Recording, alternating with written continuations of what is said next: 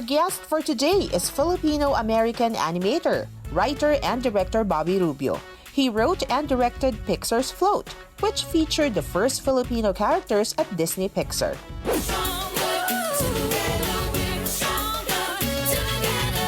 Hi, Bobby. Welcome to Stronger Together, the GMA Pinoy TV podcast. Hey, Tony.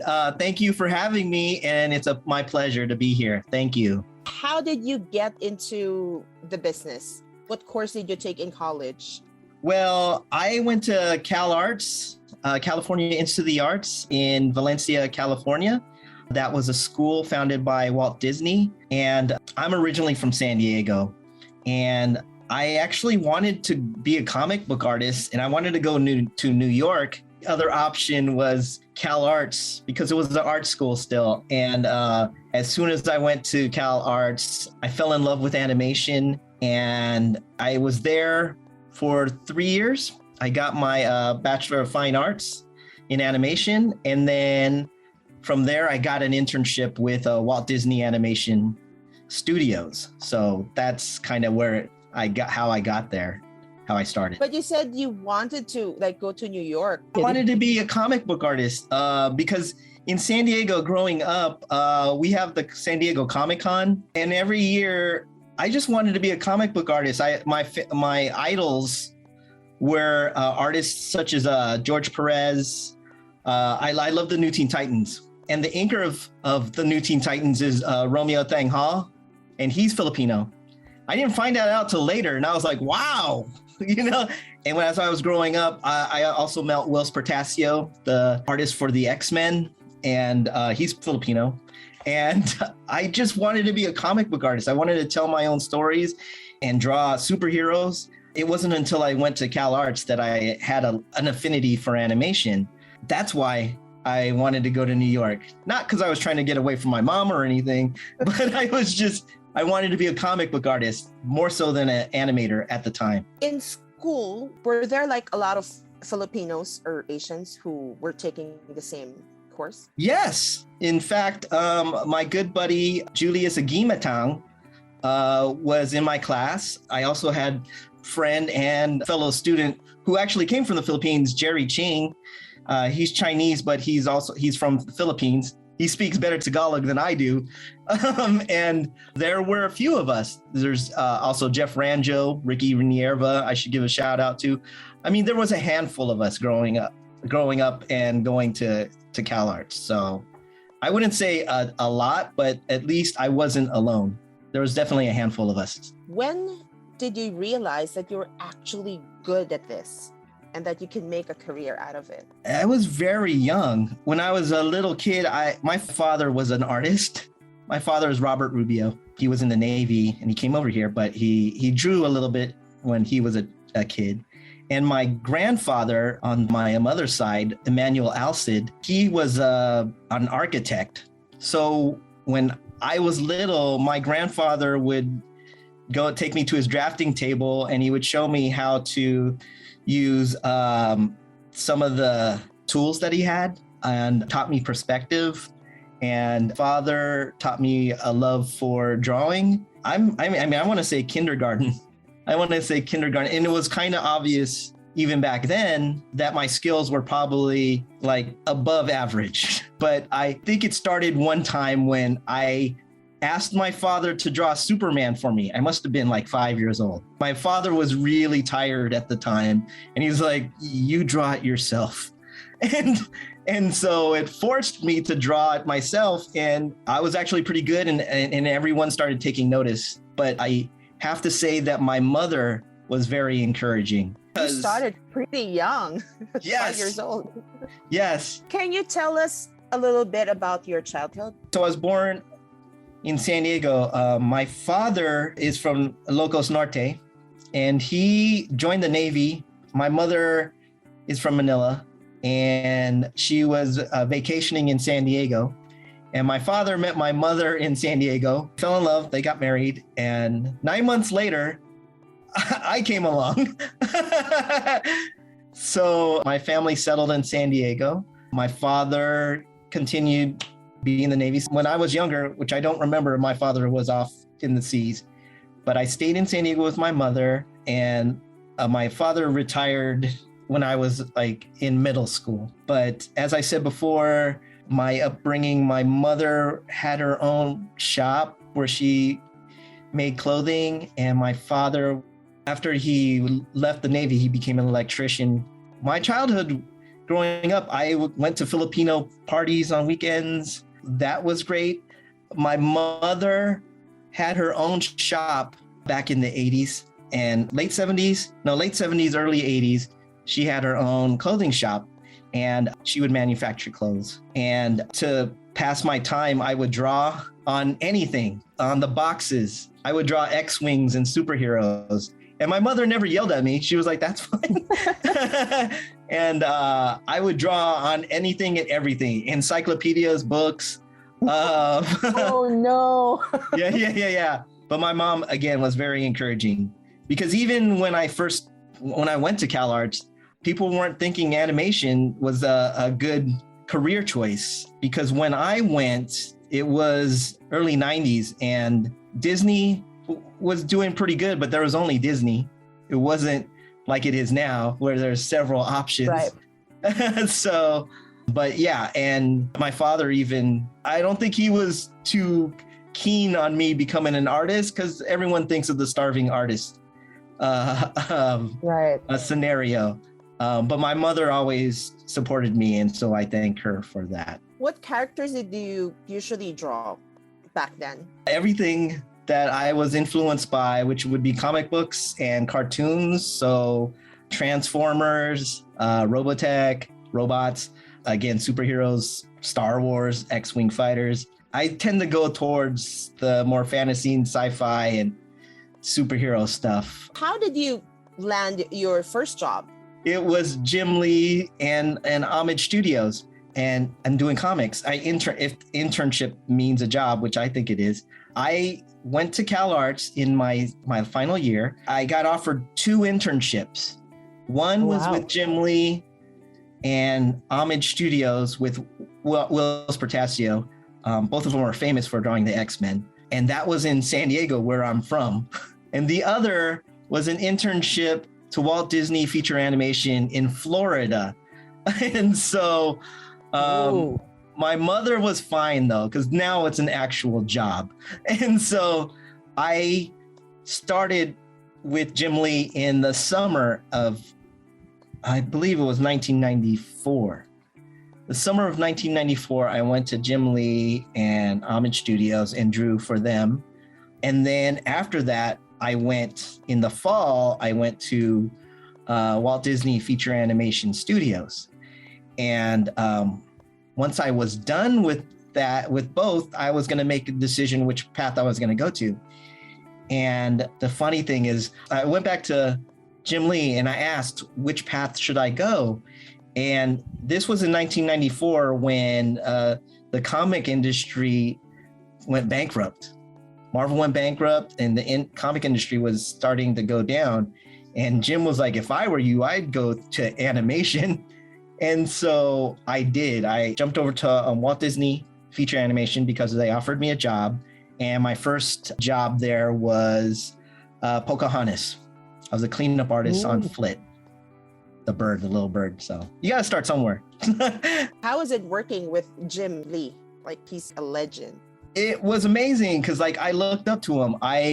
As a creator and as an artist. And, there was an energy at the studio because when they were Image Comics, they were trying something new. They broke away from Marvel, and there was this exciting energy around of just creating brand new stories and characters. And we were all so young and we wanted to change the world and change the comic industry.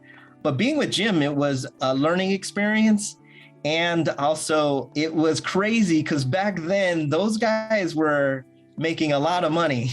And so it was like every other day we would come into the studio. And I still remember one time we went into the studio and Mark Silvestri just bought a Dodge Viper. And we all went down to the garage and we're like, oh my God, you could afford this off of a comic? Yeah. Being a comic book artist.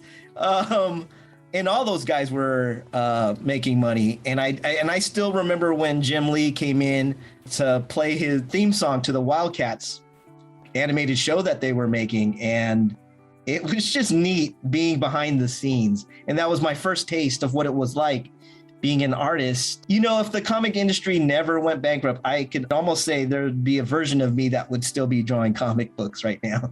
Do you think that there are equal opportunities for Asians and Filipinos in particular in this field? I do, especially now. I feel, especially with the want and for different types of diverse storytellers, I think that's a big advantage for Filipinos and Asians today. I don't think that existed 10 years ago. But I think with the social consciousness of how it is today, I feel like there is a need for our voices. And I'm grateful to be in it right now and be able to be part of it and join in the conversation to bring more Filipino stories out there to the world. And you paved the way for the other artists to push through and then, to pursue their dreams. Thank you. And to succeed also in the industry. How long does it take to complete a project? Or do you do multiple projects at the same time? For me, I remember working at several projects at the same time. I would work at the studio where I was at, Disney or Pixar, but I would always also be working on my own particular stories, my own comic books. And like, for instance, a movie may take about 4 years, maybe 2 to 4 years. Oh, wow. Yeah, but in the downtime, on my own free time, before I had children, I would create and write my own comic books and stories. I am the creator and writer of Alcatraz High and Foregone Conclusion. For 15 years, I was at the Comic-Con and I was always showcasing my work. And I credit the Comic-Con and me showing my work for me from going from Disney to Pixar. In terms of the project, what's the longest one that you've done? I remember when I was a rough in-betweener, I tend to think that I was always at Disney. I think it was like maybe a year and a half for each project because I was at the tail end of the production line. That's why I think I had a lot of movies under my belt when I went to Disney. And when I went to Pixar, I would think I was probably on a production for probably 2.5 years as a story artist, or maybe 2 years. And when I was on Avatar: The Last Airbender, it's seasonal. So I believe I was on it for like a year and then move on to the next year. It really does take years, huh? And like the whole team to create like a project. Yeah, especially in animation, it is a team effort. It's not you by yourself. And so I think sometimes that's why I liked when I was creating my own comic book, because it could just be me and a smaller group. I needed a letterer and a colorist to help me complete the project, but I didn't really need a whole lot after that. Animation is definitely a team effort, but if you're not a team kind of person and you want to tell your own stories, I would highly suggest going into comic books. Out of all the projects you've done, what's the most special one for you? It would have to be Float. It would have to be when I wrote and directed Float, the Pixar short, which featured the first Filipino characters at Disney Pixar ever in lead roles, not just background characters. I am very proud of that. What's the feeling like whenever you create something inspired by your heritage? Pride and responsibility, because I didn't want to embarrass my community. And I wanted to have an honest look into my lifestyle or my life. My voice and my life is different from another Filipinos. So I'm Filipino American, and I also chose to have the characters look like myself and my son. The characters, I gave them Filipino features that, he kind of looks like me, but better looking. So I wanted to say my good looking Hollywood version animated kid. So like I gave them, to me, my features tended to be a flatter Filipino nose, big thick eyebrows, I gave him a mustache. And the color, yeah. I gave him, he's my color. He's brown. He's darker.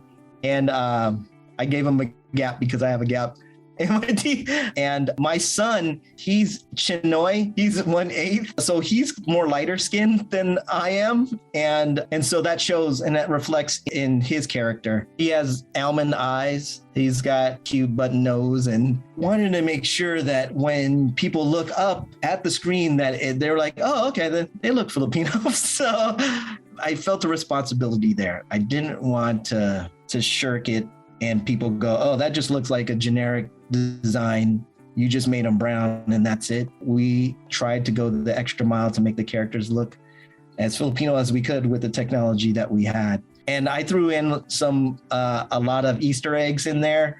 There's PH that's written on the ceiling. My Eskrima sticks are on the table. There's also a giant fork and spoon, but it's really dark. It's in the dark hallway. If you somehow lighten it, you might see it, but the big fork and spoon is there. Since Float is a personal story, was it hard for you because you were sharing your story to the world? Since it was a personal story, I was opening myself up to my crew and the world because, to be frank, autism's not really spoken about in our community. And I want to change that. I want it to be part of the conversation. And so the great thing is when I open myself up to my crew and the world, there was an authenticity that came across. There was heart, and there was it made the film more real, more heartfelt than, I don't know, probably just some comedic thing, which is fine. But I wanted to explore this topic, and I felt like, okay, Pixar is giving me this opportunity. What am I gonna say? Originally, the characters were supposed to be white. I didn't think that the audience, the mainstream audience, or I didn't think that Pixar or Disney was gonna allow me to do that. And I was surprised when they asked me to change the characters. They're like, this is your story. It should be you. The characters should be Filipino. And I ran with that because I was like, okay, you're giving me that opportunity. And I know how much that's gonna affect people down the line because it's more honest now. It's coming from a truthful place. And I am so happy and proud of it. And I love that around the world, it's gotten so much love and support. And it's not just from the Filipino community, it's everywhere. So, and a lot of people, related to your story. Right. Because it's also, I made the story about being different. I didn't necessarily mean it to be about autism. So everybody brings their own perspective on what different is. And everyone, I think, has been there where they feel like they're the outsider and they don't belong. And I know some Filipinos saw it as a story about assimilation. Somebody said that, and I was like, wow, I did not know that. I wasn't thinking that. There was saying like the father wanted him to be more American and just put rocks in his pockets in his backpack because he didn't want him to be Filipino or express his uniqueness about him. But the boy chooses to be himself, and the father accepts it at the end. So I was like, wow, I did not see that. It's but okay, if you're gonna run with that, yeah. That's amazing, and you're entitled to your view of it, and that's why I think Float works so well.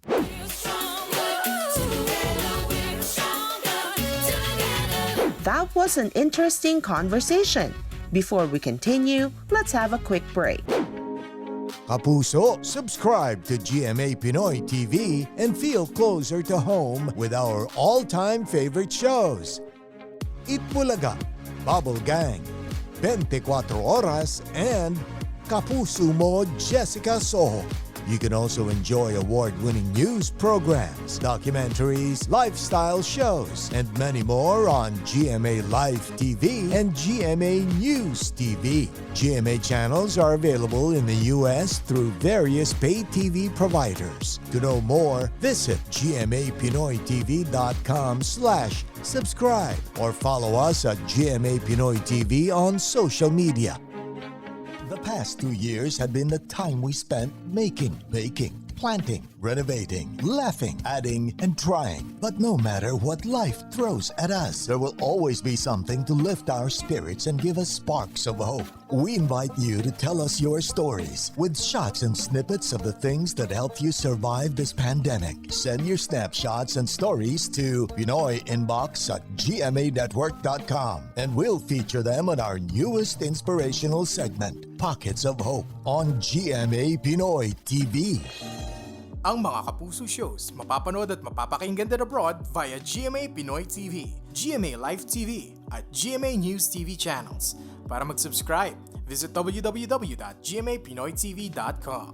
Follow us at GMA Pinoy TV on Facebook, Twitter, Instagram, YouTube, Viber, and TikTok for the latest updates on Kapuso programs, artists, events, promos, and more. Salamat, Kapuso!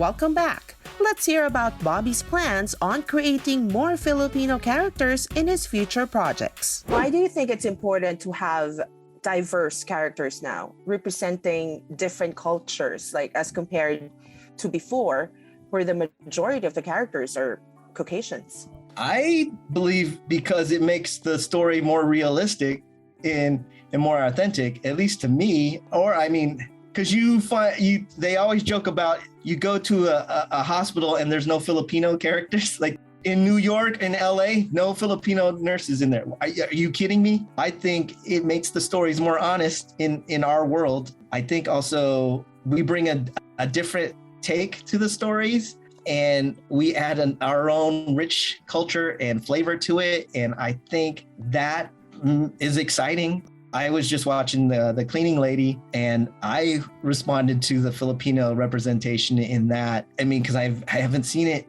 in a while. And it's nice to see that Hollywood and movies are being made to feature our culture. I feel like this is the start. I mean, even Tresse being out on Netflix, I mean, it's amazing. It's very important to me because I also have 3 young boys. And I want to create a world where they can see themselves on the screen and they can be inspired to feel like they belong in this world. If you're not seeing, you feel excluded and you feel like you're not worth it. But when you do see yourself on screen, you're excited and you feel you're part of this world and you feel empowered. And I got those notes throughout the world from when Float came out. They were like, I finally got to see myself on the screen from Pixar. Like, there's a brown character up there. There's a kid with big floaty hair. Like, that's what I look like. That's what my kid looks like. And, there's a pride and an empowerment for future generations. It means the world to me that I can help inspire and bring up the next generation and that they can see themselves, that they can do this. I'm very happy and proud. Are you planning on creating another Filipino character soon?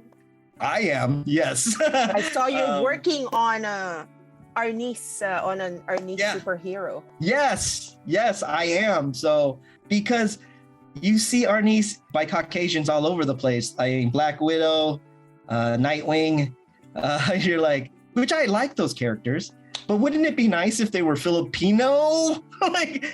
And I want a Pinoy character as well. It's also on my Instagram, all those characters. I just think it'd be nice if there was Filipino representation in the superhero universe. I'm currently working at Paramount on a movie. It hasn't been announced yet, but I'm super excited to be a part of it. And I think once it's announced, people will be like, oh, of course, that's why you're on it. I named her after my Screama Arnis instructor. Mentioned there was a Pinoy warrior or like a significant person Right. named Lee Wai. And he was like, you should name her Lee Wai. And I was like, I will. That sounds great. So that's the reason why. But You were still surrounded by the Filipino culture growing up. yes, in San Diego, all the Filipinos would be in a community together because everyone would buy their houses near each other. And I would go to aunties and uncles' parties, Filipino parties all the time. That's why I feel that my upbringing is Filipino American, because I did also have that influence my life. I'm grateful for that. It makes my story different and more unique. But at the same time, I love that I celebrate my Filipino heritage and my culture, but there's also the American side of me as well. Like, are you planning on coming here? Like, are your parents planning on doing that? I want to. It's just when we were younger, like my parents, we couldn't afford it. We never could. There's a part of me that really wants to, and I think that's what also the story for this superhero that I'm creating is that I am Filipino American, and there's a want for me to get back to my culture. And I know there, as I was growing up, that's how I felt like, and I felt the need to learn our Arnis and Eskrima because that's ours. And I felt when I was learning it, I felt like I was getting closer to my culture and my heritage. And I want that feeling to be given to Filipino Americans or who aren't in the Philippines, so they get that feeling as well, to touch a little bit of our culture and to be proud of it, because there's a rich culture that we should be proud of. Have you ever experienced like discrimination, or do you know people who have experienced it? I do remember when I was younger, I mean, of course, we're talking the 70s, my mom would get that because she would be teased because of her accent. And I do remember some racist things that happened as I was growing up. Things like my buddy and I trying to apply for a job, and they pretty much wouldn't hire us because we were Filipino. Things like that I do remember. Just to remember his name, so maybe now you can go back to him. And, No, I don't. I'm the one you turned away. Yeah. But it happens. But that's what's great about our culture was that we're resilient, and then that's not gonna. I don't care. I'm gonna move on. It happens. That's how I feel about this. The attack to the Asian community. It's unfortunate and it's terrible and horrible that it happened. But you also get to see the resiliency and the community come together to fight against it. In that, I feel uplifted, inspired. So there's the hate, but then there's also the love that is the other side of it, and how strong the Asian and Filipino community came together to combat it and to talk against what's happening here in America and across the world. Our podcast is entitled Stronger Together. What do you think we should all do to be stronger together, especially as Filipinos? As far as stories are concerned, inspire one another and uplift one another, especially when the projects do come out. Especially if you love it, you should highlight it whenever you can. We should all try to uplift one another and uplift our stories. Sometimes you just want to be around Filipinos in your culture, and having a potluck together just uplifts your spirits, and you can continue again. There's things like that. And this podcast, I mean, you're spreading the word of Filipinos. I think it's helpful for kids and individuals to think that they can do the things that we're doing here. The door is not closed for you. I worked with Jim Lee. I worked at Marvel Comics. I was a Walt Disney animator. I worked on Avatar: The Last Airbender. I directed a Pixar short. These things are not closed to you. I mean, because I did it, you can do it too. Just keep going and try to find mentorship wherever you can. And the great thing is, now that we are in this computer world, you can reach out to artists that you admire and contact them for advice. Sometimes I get that and sometimes I respond, sometimes I don't because I'm busy. But the great thing is there's not just me, there's other artists that you can go to now. And do not be discouraged when you don't get that first gig or that first opportunity, because I've been at this for a long time and nothing just came to me. I had to work and work hard at it. And I think if you keep that mentality of just keep going forward and improving your work every step of the way, you can get there. Always strive to continue forward, get mentorship where you can, and just keep going at it, keep doing it. You are such an inspiration, Bobby. Thank you for representing the Philippines in everything you do. We wish you more success, and we are looking forward to your upcoming projects. Okay, thank you, Tony. It was a real pleasure being here and talking to you. And thank you to the Filipino community who has been so supportive of Float and my career. And thank you. Hi to the Rubio and Alcid clan. Stronger Together, the GMA Pinoy TV podcast is an original production of GMA International. This episode is produced by Gerald Vista and edited by Anton Taguidon.